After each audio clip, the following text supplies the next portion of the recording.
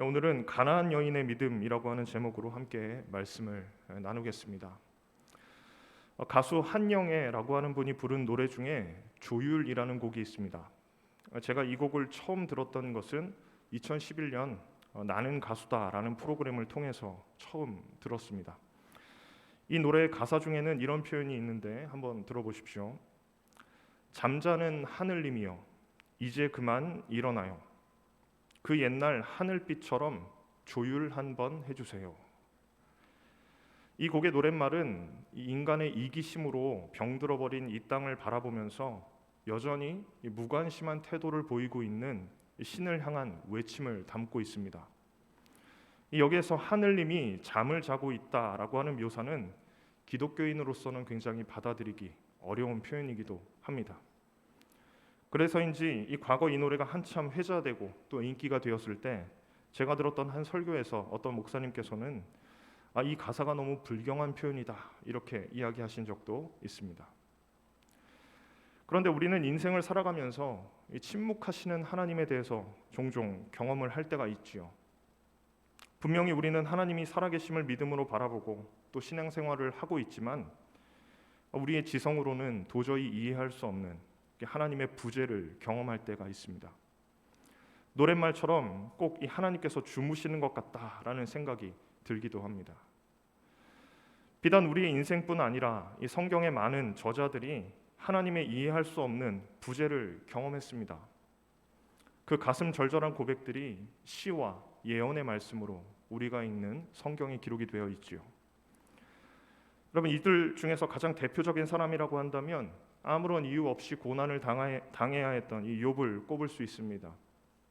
그는 천상에서 이루어지는 회의들에 대해서는 전혀 아는 바가 없지요. 천상에서 어떤 일들이 벌어지고 있는지 땅에 있는 사람은 알 길이 없습니다. 그저 닥쳐오는 고난을 감내하면서 이 자신의 신앙을 부여잡아야 했던 인물이 욥입니다.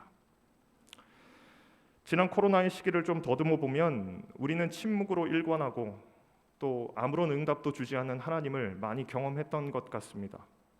지금 돌아보면 이 코로나 시기 동안 유익한 부분도 없지 않아 있었다는 것을 깨닫게 되지만 다른 한편으로는 우리의 현실을 두고도 계속해서 침묵하고 아무것도 하지 않으시는 하나님을 경험한 것만 같은 그런 느낌도 들어요. 그렇습니다. 우리 신앙이 있어도요, 우리는 이해할 수 없는 하나님의 모습을 경험하게 됩니다. 이 땅에서 일어나는 여러 가지 불의한 일을 보면서 도대체 하나님께서 살아계실까? 이런 의문이 드는 것은 어쩌면 2000년 전이나 2000년 후를 살아가고 있는 저와 여러분들이나 크게 다르지 않은 것 같습니다. 오늘 본문에 등장하는 가나안 여인의 이야기에서도 우리는 이해할 수 없는 하나님을 만나게 됩니다. 그러나 이해할 수 없는 그 하나님 앞에 끝까지 매달리는 이 여인의 모습을 보면서 우리는 이 믿음이라는 과연 무엇인가에 대해서 다시 한번 생각하게 돼요. 함께 말씀으로 좀 들어가 보겠습니다. 먼저 배경이 되는 21절 말씀을 제가 읽어보겠습니다. 예수께서 거기서 나가사 두로와 시돈 지방으로 들어가시니. 여러분, 예수님께서 주로 사역하셨던 지역은 갈릴리 주변 지역이라고 할 수 있습니다. 특별히 마태복음 안에서는 예수님의 사역지가 거의 유대와 예루살렘을 크게 벗어나지 않습니다. 그런데 오늘 본문에서는 두로와 이 시돈 지방으로 향해 가시는 예수님의 모습에 대해서 잘 보여주고 있어요. 여기서 두로와 시돈 지방은 이방 땅의 대명사로 알려지는 지역입니다. 그러니까 유대인들에게 두로와 시돈 지역 그러면 딱 그냥 이방 땅인 거예요. 통상 유대인들은 이방 땅을 향해서는 잘 가지 않습니다. 유대인들은 거룩하고 또 이방인들은 속되다라고 하는 관점이 이들의 머릿속에는 깊이 자리 잡혀 있기 때문에 이방 땅으로 가게 되면 굉장히 힘든 일들이 많이 있었어요. 특히 오늘 본문에 나타나는 이 가나안 사람들은 이스라엘과는 전혀 상극의 사람들인 것처럼 묘사됩니다. 만일 유대인들이 이쪽으로 지나갈 일이 있다고 하더라도 돌아가는 것이 미덕이다라고 생각을 했을 정도로 그런 가치를 갖고 있었던 사람들이에요.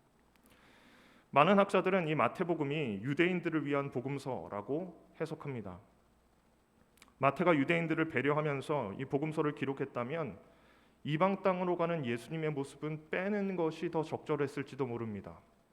되게 매력적으로 보여야 되잖아요. 우리가 누군가를 이제 전도하게 될 때 여러분 어떤 예수님의 모습을 좀 소개하고 싶으십니까? 그렇게 생각하면 마태가 유대인들을 향해서 이 복음서를 쓸 때 조금 예수님을 매력적으로 보이게 만들어야 했을 거예요. 그럼에도 마태는 이 이방 땅으로 가신 예수님의 사역의 이야기를 빼지 않습니다. 가나안 여인과 예수님의 만남이 주는 의미가 분명히 있기 때문이겠죠. 그 이유가 무엇일까요? 우리 조금 더 넓은 문맥에서 이 이야기가 가지고 있는 것이 무엇인지를 좀 살펴보겠습니다. 이전 문맥이 무엇인가 좀 살펴보니까 바리새인들과 서기관들이 예수님을 비판하는 모습이 나타납니다. 1절을 보면 바리새인들과 서기관들이 나와서 예수님께 이 장로의 전통을 왜 안 지키냐 이러면서 공격을 하고 있어요. 또 예수님께서는 바리새인들의 외식함에 대해서 논박을 하시는 장면이 이어집니다. 이 장면을 통해서 예수님께서 바리새인들에게 진짜 주고 싶은 말씀을 한마디로 딱 정리한다면 이렇게 정의 내릴 수 있을 것 같습니다. 너희는 참으로 유대인답지 않다라고 하는 겁니다. 여러분, 이 말을 우리 시대로 좀 변화시켜서 좀 다시 번역한다면 너희는 참으로 그리스도인답지 않다라고 하는 말로 해석될 수도 있습니다. 스스로 유대인으로서 자랑스럽게 생각하는 바리새인들과 서기관들을 향한 예수님의 평가는 너희가 참되지 않다 이런 표현인 거예요. 이런 배경을 이해하고 있다면 우리는 뒤에 나올 내용이 어떻게 이어질까 짐작할 수 있습니다. 예수님의 다음 행적을 통해서 우리는 어떤 것을 기대하게 되냐 하면 그렇다면 참된 유대인이 어떤 존재입니까? 참된 유대인의 모습은 어떤 것입니까? 라고 하는 질문 속에서 이 다음 문맥을 이어갈 수 있겠습니다. 그리고 오늘 본문을 보니까 예수님이요 유대인 지역으로 가지 않으시는 거예요. 이방인 지역으로 그 발걸음을 옮기고 계신 겁니다. 아마 이 글을 읽었던 대부분의 유대인들도 이상하게 생각했을 거예요. 참 유대인을 찾는데 왜 이방 땅으로 가시는 걸까? 이런 의문이 들지 않겠습니까? 그런데 여러분, 이 대목을 조금 묵상해 보면 어쩌면 예수님께서는 유대 지역에서는 참된 믿음을 찾아볼 수가 없었던 것일 수도 있습니다. 유대인들 중에서는 참 유대인들이 없었던 거지요. 그러면 어떤 사람을 통해 예수님이 참 유대인을 만나게 될까요? 오늘 예수님의 만남을 함께 살펴보겠습니다. 제가 22절 말씀 읽어보겠습니다. 가나안 여자 하나가 그 지경에서 나와서 소리질러 이르되 주 다윗의 자손이여 나를 불쌍히 여기소서 내 딸이 흉악하게 귀신 들렸나이다.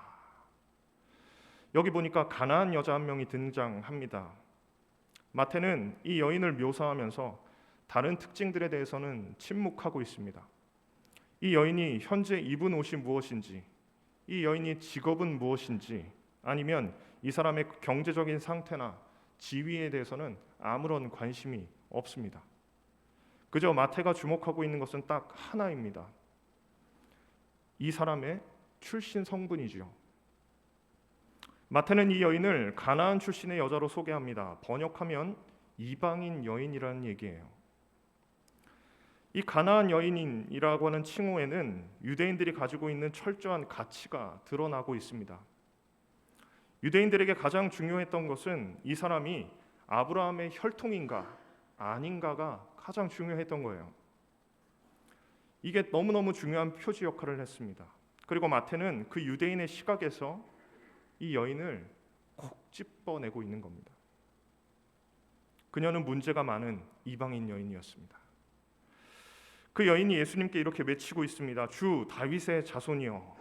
만약에 지금 보신 성경책이 여러분들의 성경책이 맞다면 이 부분에는 여러분 밑줄을 그어주셔도 좋습니다. 이 굉장히 중요한 용어입니다. 이 표현은 유대인들이 메시아를 통상 부를 때 사용하는 용어입니다. 문맥상 유대인들의 대표인 이 바리새인들은 예수님의 메시아됨을 전혀 알아보지 못하죠. 사사건건 예수님만 보면 시비 걸고 당신이 잘못되었다 이렇게 이야기합니다.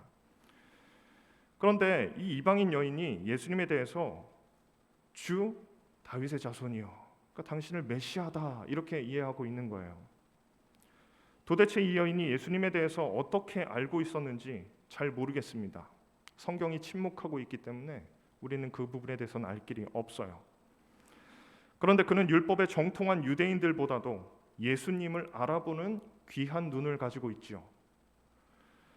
이 이방인 여인은 자신의 딸이 귀신 들려 있는 그 아픔 속에서 자신의 문제를 해결할 수 있는 유일한 대상이 바로 자신의 눈앞에 있는 예수님이다라고 하는 것을 진실되게 바라보고 있습니다.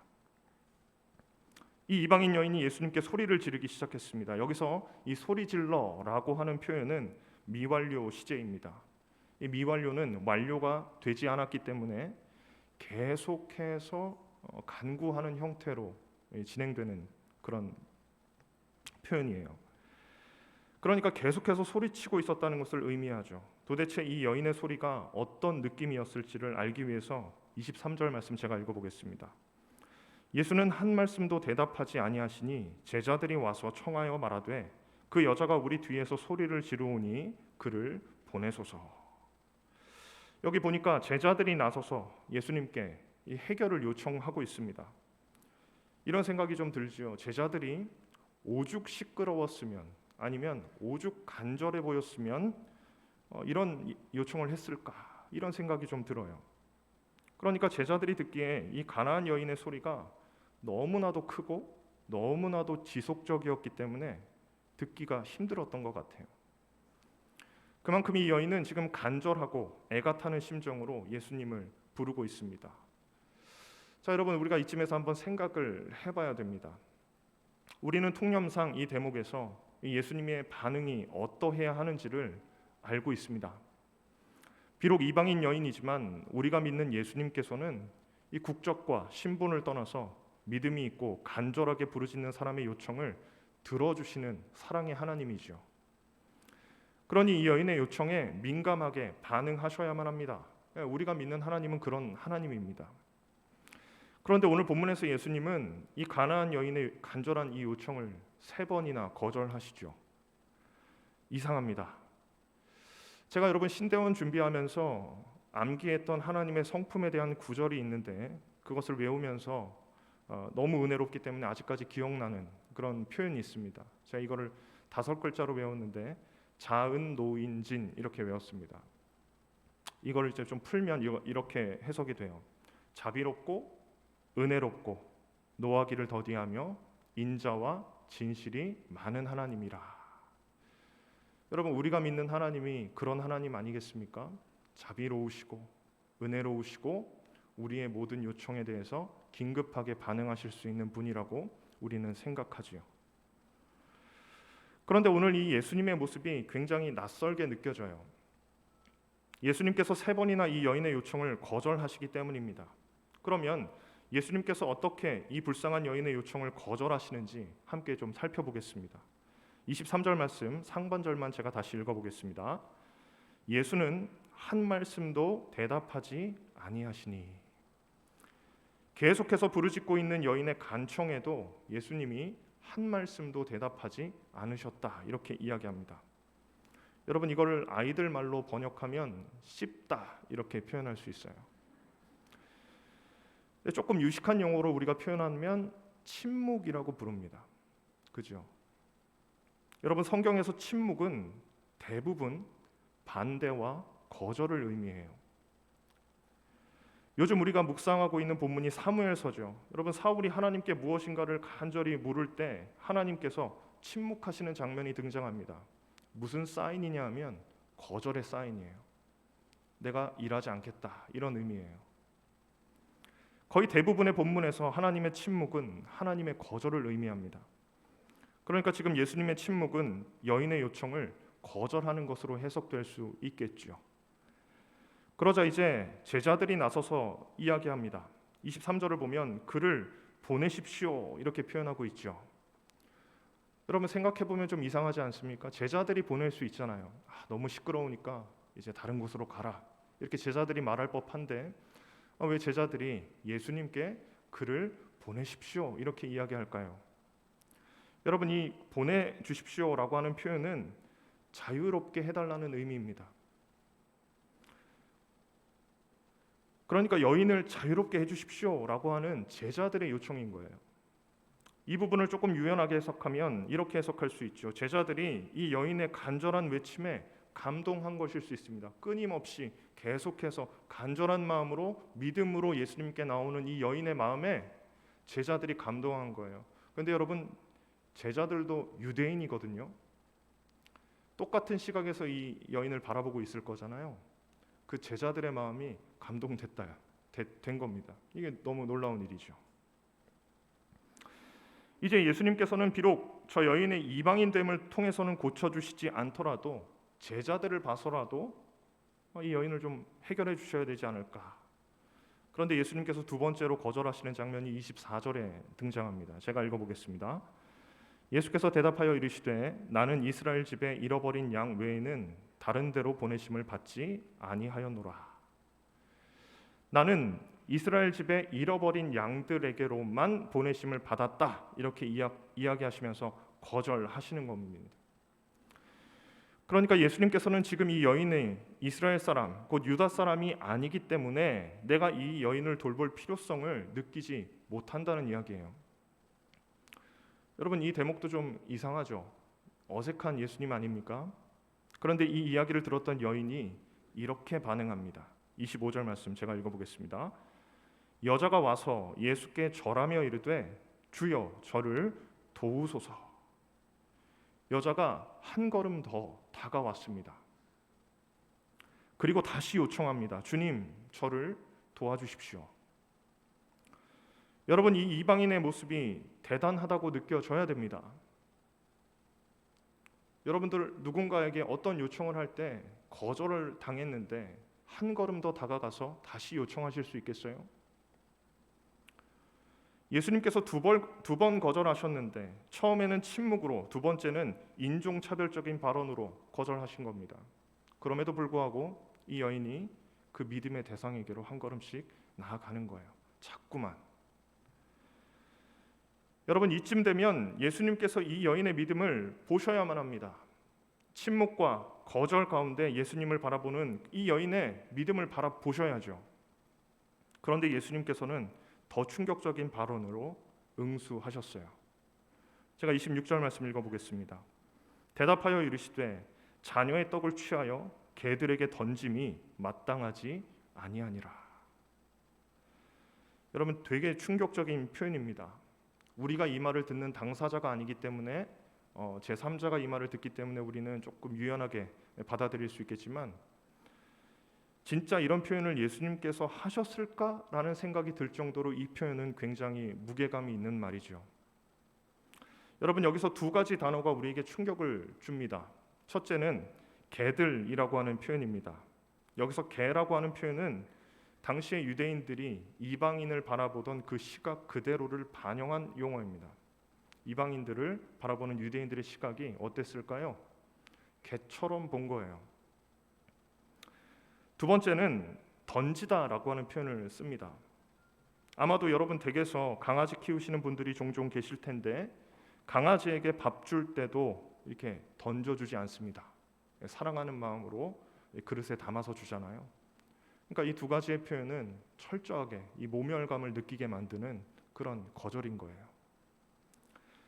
그러니까 26절에 나타난 예수님의 말씀을 딱 한마디로 표현하면 이렇게 말할 수 있겠습니다. 너를 위해 준비된 떡은 없다는 것입니다. 절망적인 표현입니다. 여러분들이 생각하는 예수님, 우리가 믿고 있는 예수님의 모습과 지금 이 예수님의 모습은 어느 정도 매치가 되십니까? 이 여인이 느꼈던 거절감은 이 시대의 모든 성도들이 느끼는 거절감과 비슷할 수 있다라고 하는 생각을 하게 돼요. 믿음을 가지고 한 걸음 나아가려고 하는데 침묵하시는 하나님을 만날 때가 있습니다. 그럼에도 어렵사리 한 걸음을 내디디려고 하는데 코로나가 터집니다. 간절히 기도하면서 회복을 요청했지만 지난 2년이 넘는 시간 동안 우리가 원하는 회복은 충분히 이루어지지 않고 있습니다. 우리는 여전히 마스크를 쓰고 예배를 하고 있죠. 우리가 아는 하나님께서 진짜 살아계신 게 맞는가? 이런 의문과 회의감이 우리를 사로잡을 수 있습니다. 그런데 그 상황에서 이 여인의 반응이 참 유대인이 어떤 존재인가를 잘 드러내고 있어요. 27절 말씀은 우리 다 함께 읽어보겠습니다. 27절입니다. 여자가 이르되 주여 올소이다마는 개들도 제 주인의 상에서 떨어지는 부스러기를 먹나이다 하니. 이 여인이 이렇게 이야기합니다. 주님 옳습니다. 당신의 말이 맞다는 얘기예요. 그럼 여러분, 이 표현이 무슨 의미겠어요? 당신이 생각하는 것처럼 나는 개와 같은 존재다라고 하는 것을 이야기하는 겁니다. 그러나 개라고 하더라도 주인의 상에서 떨어지는 부스러기는 먹을 수 있지 않습니까? 저는 그 부스러기면 됩니다 라고 하는 믿음을 보이고 있는 거예요. 나를 불쌍히 여겨주십시오. 이것이 이 여인이 마지막으로 호소한 명문장이었어요. 여러분, 이런 고백은 믿음이 없이는 결코 할 수 없는 고백입니다. 놀랍게도 이 여인의 고백이요, 예수님의 심장을 뛰게 만들었습니다. 예수님께서 정말 크게 감동하시거든요. 28절 말씀 제가 읽어보겠습니다. 이에 예수께서 대답하여 이르시되 여자여 내 믿음이 크도다. 내 소원대로 되리라 하시니 이때로부터 그의 딸이 나으니라. 여러분, 예수님의 평가가 이거예요. 내 믿음이 크도다. 내 믿음이 크도다. 여러분, 이 표현 들으면 성경에 되게 많이 나오는 표현 같잖아요. 내 믿음에 대한 평가, 크다라고 하는 평가가 성경에 되게 많이 나올 것 같습니다. 우리 믿음을 향한 가장 정확한 평가, 바로 예수님의 평가라고 우리는 믿어 의심치 않습니다. 그런데 예수님께서 그렇게 인색하신 분이 아님에도 불구하고 내 믿음이 크다라고 하는 표현은 이 마태복음 전체 본문 안에서 딱 2번밖에 등장하지 않습니다. 그것도 2번 다 이방인을 향해서만 사용돼요. 너무 놀라운 부분입니다. 반대로 이야기하면 유대인들을 위시해서 심지어 지금 예수님을 따르고 있는 제자들에게도 허락되지 않는 표현이 뭐냐 하면 네 믿음이 크다라고 하는 표현이에요. 이런 평가는 제자들도 들을 수 없었던 표현입니다. 오히려 믿음 없음에 대해서 책망을 받죠. 저는 이 말씀을 묵상하는 동안 한 가지 확신이 생겼습니다. 우리의 믿음이 과연 언제 증명되는가? 믿음이란 반드시 시험 가운데 증명된다라고 하는 것을 깨닫게 됩니다. 아이러니하게도 이 여인이 보인 믿음은 깊은 시련 속에서 발현된 것임을 우리는 주목해야 돼요. 귀신 들린 딸을 가진 아픔이 있고 또 침묵으로 일관하는 예수님을 만나고 나에게는 전혀 준비되지 않은 것 같은 은혜가, 이런 상황들이 나를 좌절하게 만들 때 우리의 믿음은 증명되는 겁니다. 이런 상황들은 좌절과 낭망을 불러와요. 우린 이런 생각도 할 수 있어요. 내가 버림받은 것은 아닐까? 내 믿음의 문제가 아니고, 아니 이거 하나님이 뭔가 잘못된 건 아닌가? 이런 생각이 들 때가 있어요. 그런데 이 여인이 우리에게 이렇게 외치고 있는 거예요. 진정한 믿음은 바로 그 어두운 순간에 빛을 발한다. 그리고 예수님께서는 그 심장이 뛰는 순간을 절대 놓치지 않으셨습니다. 이 여인의 믿음을 증거하시고 밝히 드러내고 계신 거예요. 여러분, 그리고 나서 여러분 이 마태복음 15장을 다시 한번 읽어보십시오.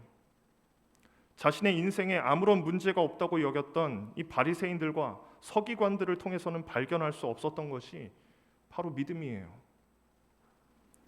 당시의 종교 지도자들은 나의 인생에는 하나님의 축복이 있고 잘못된 건 예수님이다 이렇게 외치던 사람들이 아니겠습니까? 근데 예수님께서는 눈을 씻고 찾아봐도 그 종교 지도자들 속에서는 믿음을 찾아낼 수 없었던 겁니다. 오늘 예수님께서는 이 여인을 통해 참된 유대인, 곧 참된 믿음이 무엇인지를 보여주고 계시죠. 곧 겸손한 마음으로 예수님을 기대하며 바라보는 것이 참된 믿음입니다. 때로는 이해할 수 없는 현실과 상황 속에서, 또한 의심이 몰려오는 경험들 속에서 여전히 믿음의 주요, 온전케 하시는 예수님을 바라보는 것, 그것이 진짜 믿음입니다. 사랑하는 성도 여러분, 저는 지금 여러분들의 인생이 어느 시기를 지나고 계신지 정확하게 알지 못합니다. 그러나 분명한 것은 우리가 신앙생활을 하다 보면 도저히 우리의 지성과 이성으로는 이해되지 않는 하나님의 침묵과 거절을 마주하게 된다는 거죠. 이런 일들이 있는 것이 이상한 일이 아닙니다. 이런 침묵과 부재 속에서 우리는 하나님께서 진짜 살아계신가라고 하는 의문과 회의감이 들 때가 있어요. 인생의 무력감 속에서 방황을 할 때도 있지요. 저에게도 있는 일입니다. 그러나 바로 그 순간이 우리가 가진 믿음을 증명할 기회입니다. 바로 그 순간이 믿음으로 한 걸음 나아가야 될 때입니다. 말씀을 마무리합니다. 언젠가 구리중앙교회 추천 도서였던 일상의 유혹이라고 하는 책이 있습니다. 그 책에 이런 표현이 등장하는데요. 하나님이 없는 사람의 불안감은 그대로 불안감으로 남는다. 그러나 하나님이 있는 사람의 불안감은 간절함으로 전환되고 기도의 연료가 된다. 굉장히 멋진 표현 아니겠습니까? 이 저자는 불안함이라고 하는 관점을 조금 비틀어서 하나님이 있는 사람과 없는 사람으로 나누어 설명합니다. 그리고 하나님이 있는 사람의 특징을 이렇게 정의 내리지요. 참 신앙인은 그 불안함을 간절함과 기도로 연결시키는 능력을 가지고 있다. 오늘 말씀에 등장하는 이 가나안 여인이 보인 믿음과 동일합니다.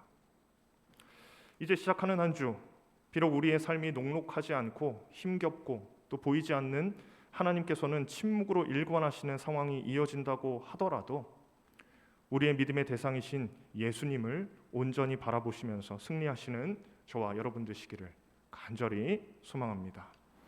기도하겠습니다. 항상 살아계시고 역사하시는 하나님 아버지, 오늘도 우리에게 예배할 수 있는 거룩한 주일을 허락해 주셔서 감사드립니다. 오늘은 가나안 여인이 보인 믿음을 바라보며 우리의 신앙을 점검합니다. 주님을 향한 간절한 기대와 부르짖음에도 침묵과 거절을 경험했던 이 여인의 모습을 통해 우리의 삶을 돌아봅니다. 이 땅을 살아가는 성도들 역시 이해할 수 없는 하나님의 침묵과 거절을 경험하며 살아갈 수 있습니다. 오늘 말씀을 통해서 본 이 여인의 믿음이란 그 어두운 시기를 우리가 어떤 마음으로 지내야 하는지 돌아보게 합니다.